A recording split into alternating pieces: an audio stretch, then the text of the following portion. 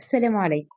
طبعًا ما شاء الله كلنا ولادنا أخدوا الأجازات، وطبعًا الأجازة يا إما بيناموا متأخر ويصحوا متأخر، يا إما على طول قاعدين قدام التليفون، وغالبًا كل اللي قاعد قدام التليفونات بينام متأخر.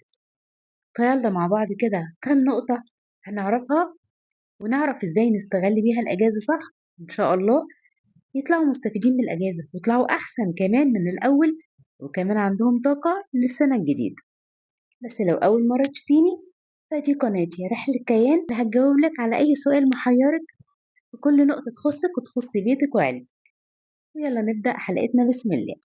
طبعا لازم تكوني عارفة إن الأجازة أكبر فرصة قدامك إنك تنمي مهارات أولادك وتكبري عقولهم وتبني شخصيتهم فيها، لأن الدراسة طبعا كلنا بنبقى بنجري ورا بعض عشان نلحق المدارس والدروس والمذاكرة، وبنقوم بدري وبننام بدري فاليوم يعني ما بنلحقش منه حاجة. وكمان فرصة إنِّك تقعدي معاهم وتعرفي شخصيتهم أكتر وأكتر، فلازم تخلّي الأجازة دي فرصة إنِّك تقرّبي من ولادِك أكتر، وفرصة كمان تشوفي مهاراتهم اللي أنتِ مش واخدة بالِك منها، وتنمّي مهاراتهم دي، وكمان تقيّميها وتشوفيهم هُم واقفين فين وإيه اللي ناقصهم علشان مهاراتهم دي تكون مُثقلة فعلًا. الأجازة مش تضييع وقت، بل بالعكس الأجازة وقت فراغ فلازم نستفاد منه، لإن ما ينفعش إن إحنا نضيّع وقت فراغنا كده من غير ما نعمل فيه أي حاجة. طبعًا أنا سايبة لِك فيديو مخصوص ليكِ للأجازة، خاص بيكِ أنتِ، لمهاراتِك أنتِ، إن شاء الله هاسيبه لِك في آخر الفيديو دوّة. أمّا بالنسبة لأولادِك فلازم تمشي معاهم النُقط اللي أنا هاقول لِك عليها دي علشان تنمّي مستقبلهم، عشان تنمّي مهاراتهم.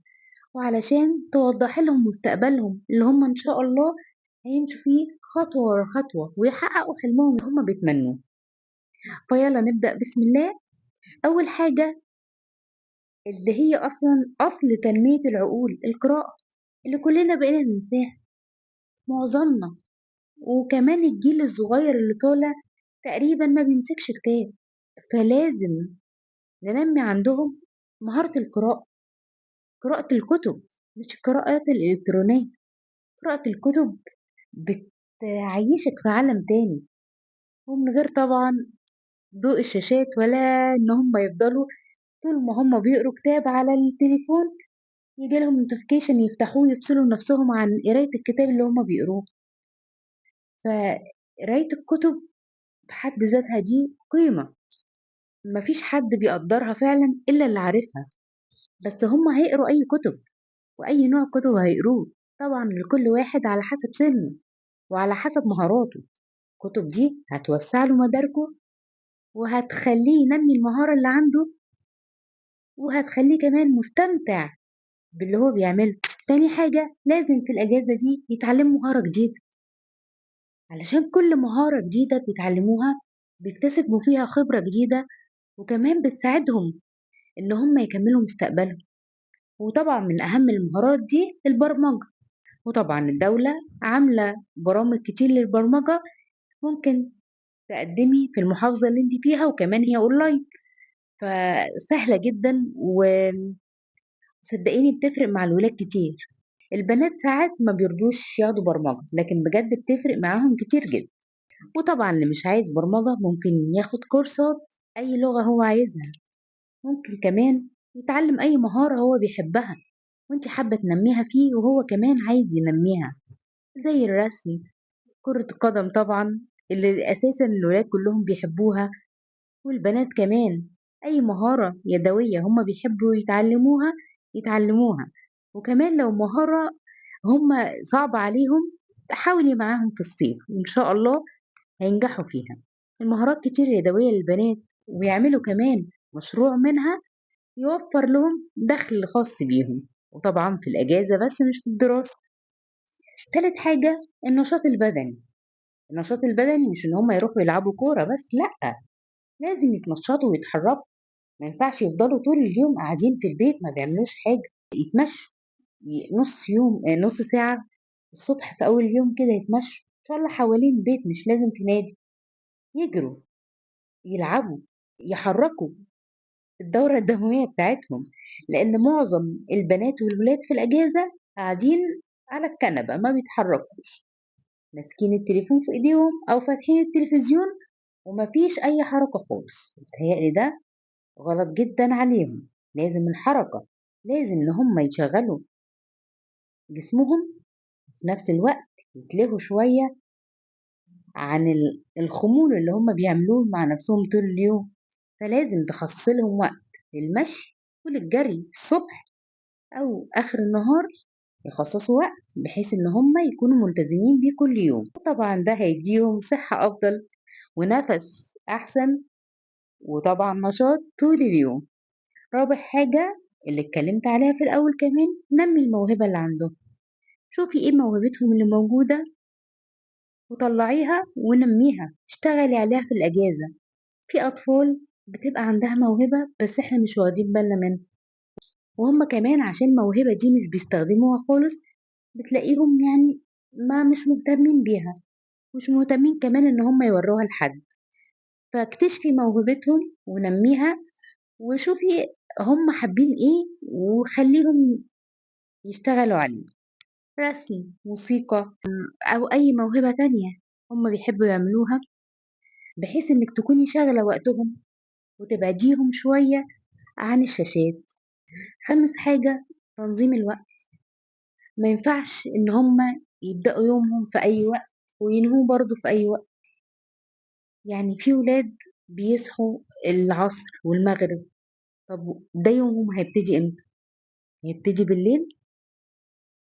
صحتهم هتبقى عاملة ازاي؟ اكلهم هيبقى شكله ايه؟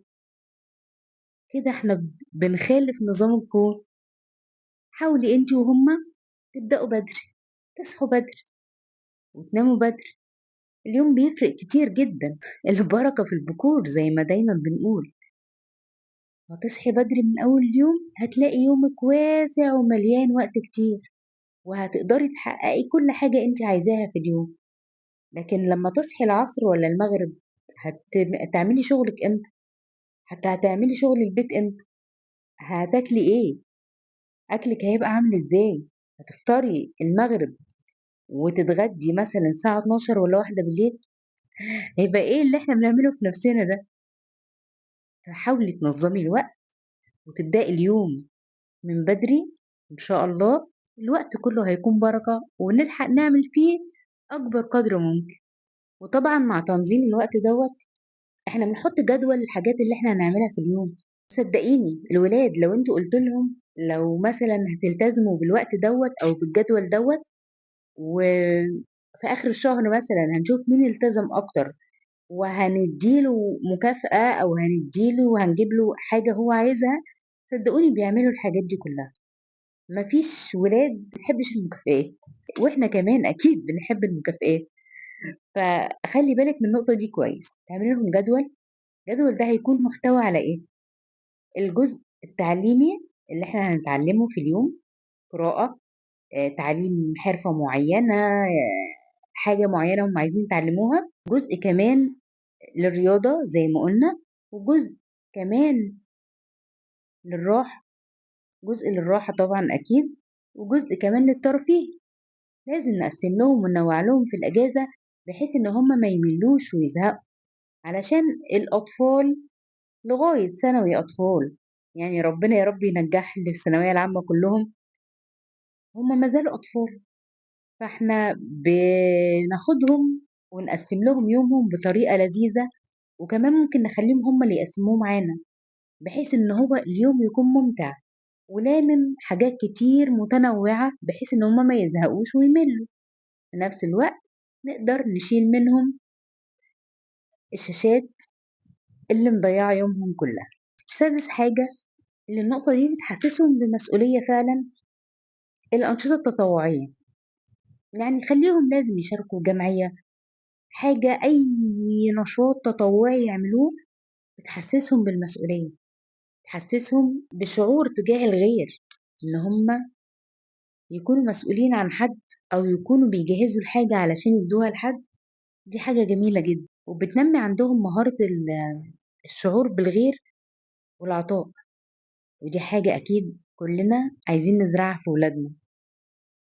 فشاركيهم في جمعيات خيرية، أو أنتِ طبعًا أكيد كلنا كل فترة بنشوف إيه المتاح عندنا ينفع نطلّعه أو ندّيه لحد يكون محتاجه وبنطلّعه، بس هتطلّعيه إزاي وبتدّيه إزاي؟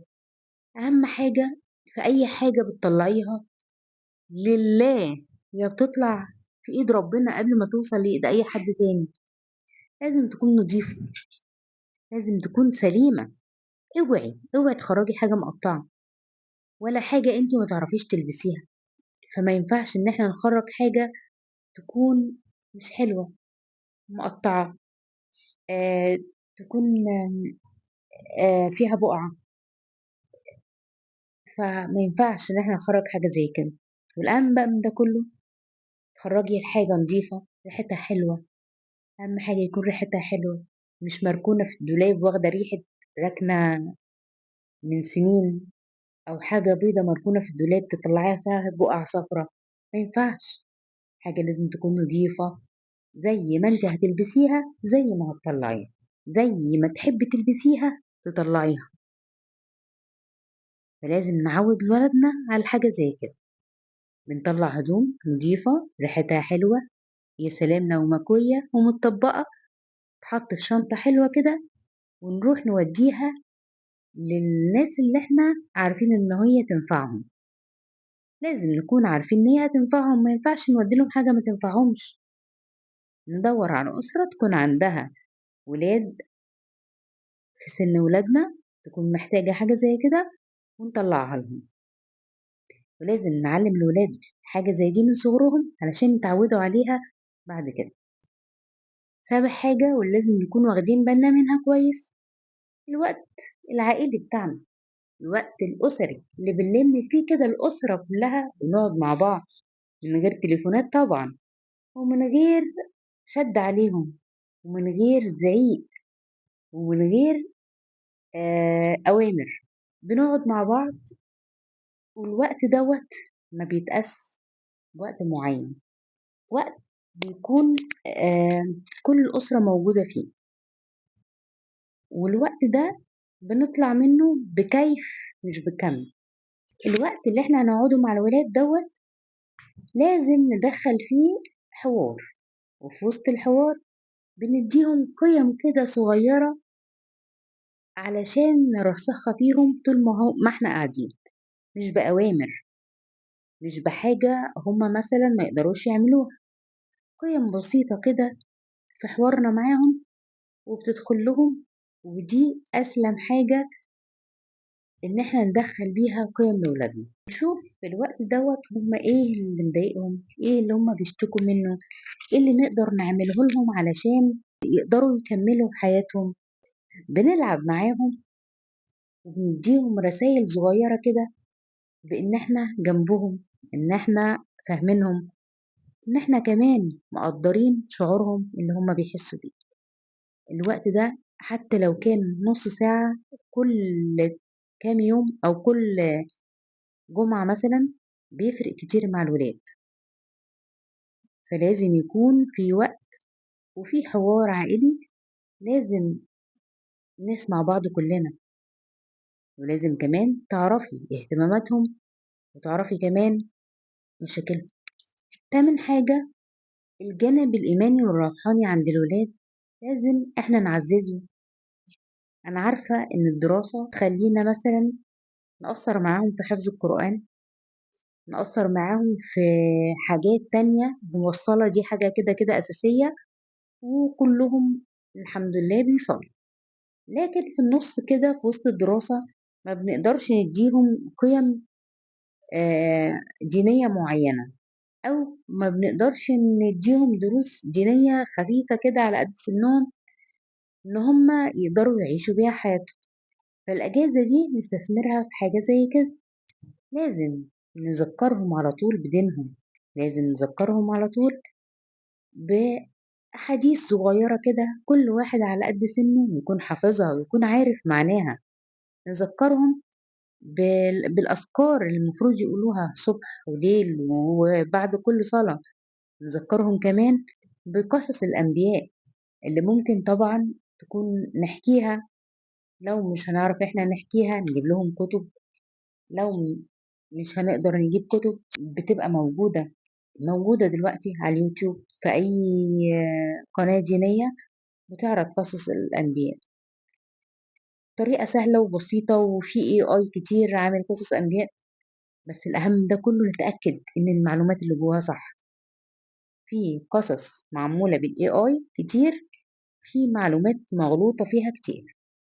فياريت بس نتأكد من مصدر القناة أو مصدر الفيديو اللي احنا هنوريه لولادنا الأول، وبعد كده نسيبهم يشوفوه براحتهم. تاسع حاجة، واللي تقريبا وزارة التربية والتعليم هتدخلها مؤخرا في المناهج، المشاريع الصغيرة.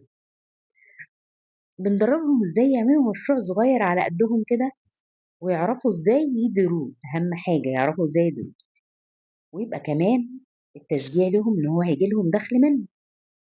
طبعا كل واحد على حسب سنه وعلى حسب هوايته. ممكن تكون بنوتك بتحب تعمل حاجات يدوية بالخرز كده، خفيفة. اوكي تمام، تعمل مشروع في النادي او في مكان سكنكو مع اللي حواليكوا، مع اصحابها ومع قرايبكم، ده كله هيكون جميل جدا. بنوتة تانية بتحب تشتغل كروشيه، تحب تشتغل مكرمية، تحب ترسم بورتريهات، ده كله مشاريع صغيرة ويقدروا ينفذوها. وكمان هنعرفهم ازاي يخططوا للمشروع ده، وازاي كمان يديروه، وازاي يتحملوا المسؤولية، سواء حصل خسارة في المشروع أو حصل طبعا مكسب، أو واجهتهم مشكلة في المشروع دوت. هنعلمهم ازاي يواجهوا المشكلة ويحلوها، وازاي كمان يديروا مشروعهم بكل سلاسة وبساطة. عشر حاجة، ودي نقطة بصراحة أنا بشوفها مهمة جدا، إن هم يكتشفوا العالم الخارجي. يعني ما تبقيش موقفاهم على المكان اللي انت قاعدة فيه بس، ما يعرفوش أماكن تانية في البلد اللي انت عايشة فيه، ما يعرفوش أماكن حلوة كتير في بلدهم ما روحوهاش قبل كده، ما زاروهاش وكمان ما سمعوش عنها. وديهم أماكن سياحية في بلدك، وديهم كمان المعارض والمتاحف والآثار، وما أكثرهم عندنا في مصر. وطبعا لو راحش المتحف المصري الكبير يحاول يروح. والولاد طبعا هناك هتعرف حضارة بلدها وهتستمتع بيها جدا. وديهم الحدائق والأماكن الطبيعية، المحميات اللي موجودة في بلدنا، في منها كتير، وكتير كمان أجانب بيجوا يزوروها، فليه إحنا ما نوديش ولادنا فيها؟ آخر حاجة، قللي وقت الشاشات، حدي منها على قد ما تقدري. الأجهزة الإلكترونية والتليفونات والتابلتس وأي حاجة فيها شاشة تحددي لهم وقت فيها، ما يبقاش الوقت مفتوح طول اليوم. وأهم حاجة توجهيهم للاستخدام المفيد منها والهادف كمان. وطبعا الوقت اللي هيمسكوا فيه التليفون لازم يكون منه جزء للتعليم الهادف. تعلموا ازاي يعملوا سيرش عن حاجة معينة، تعلموا ازاي يطلعوا المعلومة الصح، تعلموا يعني ايه مشاهدة هادفة، يعني ايه يكون الوقت اللي هو قاعد فيه على التليفون يطلع منه باستفادة كبيرة. ازاي يحضروا دورات تدريبية اونلاين، دورات مفيدة ليهم، اي مهارة هم عايزينها ممكن يحضروها اونلاين. وطبعا اكيد هم هيحبوا الموضوع دوت، بس احنا لازم نخلي الوقت اللي هم يقعدوا فيه على التليفون في منه وقت مفيد. لازم يكون في وقت مفيد، علشان الوقت اللي على التليفون اللي من غير هدف والسكرول على طول دوت بيضيع عقول الولاد بجد، بيخليهم على طول مشتتين، بيخليهم ما عندهمش هدف. فاحنا لازم نستغل الأجازة أحسن استغلال، ونطلع منها ولادنا إن شاء الله بأحسن صورة. وطبعا اللي عليكي انتي المفروض تشاركيهم إن هم إزاي يخططوا للأجازة دي، ويخططوها بنفسهم وباحتياجاتهم، بإشرافك طبعا، علشان هم يكونوا جزء من القرار اللي هم هياخدوه. وطبعا مع متابعتك ومع مرونة الخطة اللي هي ممكن تتغير في أي وقت عادي، ونبدل ونحط حاجات تانية، دي طبعا هتكون تحت إيدك. كل حاجة بإشرافك، بس خليهم هم اللي ياخدوا القرار، علشان هم اللي يتحملوا عقوبات القرار دوت، سواء كان عواقب القرار ده صح أو غلط هم اللي هيتحملوها، عشان هم اتعودوا إن هم إزاي ياخدوا قرار ويتحملوا أي حاجة ناتجة عن القرار. وأهم حاجة بالنسبة للأنشطة اللي هم يدخلوا فيها، نركز شوية على الجودة، بلاش يبقى في أنشطة كتير، وبلاش نعمل زي ولاد خالتهم وولاد عمتهم وولاد الجيران وندخلهم في كذا نشاط بحيث إن هم هيتشتتوا. إحنا عايزين جودة مش كمية. حتى كمان الوقت اللي انت هتقعدي فيه معاهم بالجودة، بالكواليتي بتاع الوقت، مش بالكمية أبدا. يعني ربع ساعة ونص ساعة أبرك من ساعتين قاعدة معاهم ومش عارفة تعملي حاجة. وافتكري كويس إن استثمارك فيهم النهاردة هتلاقي تميز ليهم بكرة إن شاء الله. وما تنسيش نفسك، وما تنسيش تشوفي الفيديو اللي أنا سايبهولك آخر الفيديو دوت، اللي هتلاقي فيه إزاي تديري أجازتك انت كمان وإزاي تستغليها أحسن استغلال. ولو عجبك الفيديو ما تنسيش تشيريه لحد عايز، لأي حد يكون محتاجه. وهنا خلصت الرحلة، وأشوفكم في رحلة جديدة من رحلات كيان. بحبكم في الله.